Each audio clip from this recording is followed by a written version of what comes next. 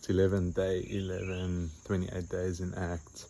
Today is such a cool chapter, I think, relating it to our world today.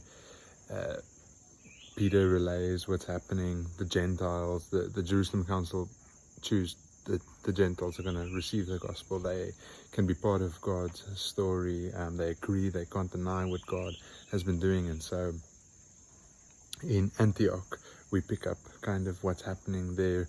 Barnabas goes, what a guy. Barnabas, can we just say, I think we all need a Barnabas in our life and in our church. The son of encouragement. An encourager, brings Paul along, brings James along later on.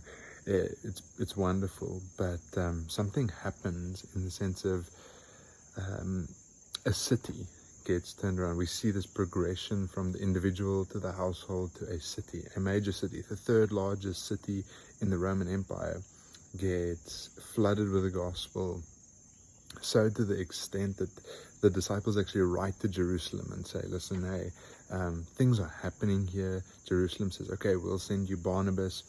Barnabas comes, he fetches Saul. As they come, the church grows to such an extent that the people say, okay, like this group of people in our city is so big, we probably need to name them and we're going to call them Christians. So just a crazy thing that happens there. The growth must have been exponential.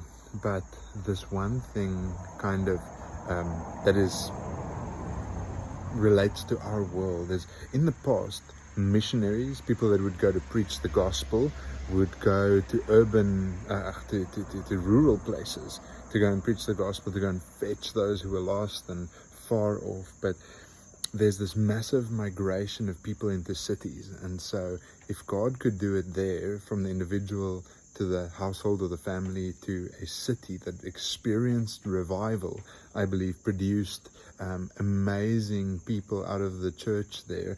Paul saw that as his base church. John Chrysostom, one of the church fathers, comes from there. Just amazing people that were brought up from that church, but it's in a massive city. I believe that we can trust God for the same things in our towns and in our cities, our universities, and so Luke talks about it in Luke 10, about a man of peace. I believe this is a city of peace that gives access to many more people.